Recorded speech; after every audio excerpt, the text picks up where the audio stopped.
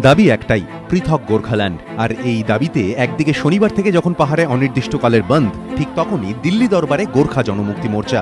গোর্খাল্যান্ডের দাবিতে এদিন সকাল থেকে যন্তর মন্তরের সামনে ধর্নায় বসেন মোর্চা নেতারা। আর সেই মঞ্চ থেকে এদিন আরও একবার রাজ্য সরকারকে একহাত নেন রোশনগিরিরা।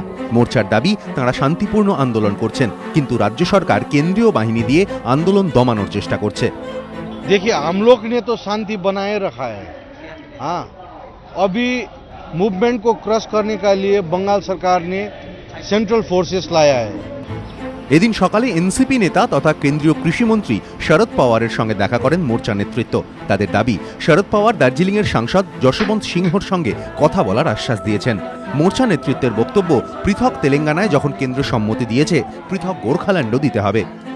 तेलंगाना सीडब्ल्यूसी ने कंसीडर कर लिया, यूपीए ने कंसीडर कर लिया, तो देश का सबसे पुराना मांग गोरखालैंड तो फिर पीछे हो गया ना। सरकार गोरखालैंड का मांग को भी कंसीडर करे और जल्द से जल्द इन दी लार्जर नेशनल इंटरेस्ट गोरखालैंड राज्य बनाए। পৃথক গোর্খাল্যান্ড নিয়ে সংসদে কোনো কথাই বলেননি এই অভিযোগে শুক্রবার দিল্লিতে দার্জিলিংয়ের বিজেপি সাংসদ যশবন্ত সিংহের বাড়ির সামনে বিক্ষোভ দেখিয়েছিলেন মোর্চার কর্মী সমর্থকেরা। এদিন সেই যশবন্তেরই দ্বারস্থ হল মোর্চা নেতৃত্ব। তাদের দাবি, কয়েকদিন পরে এ বিষয়ে নিজের বক্তব্য জানানোর কথা বলেছেন যশবন্ত সিংহ। বিজেন্দ্র সিংহ, এবিপি আনন্দ, নয়াদিল্লি।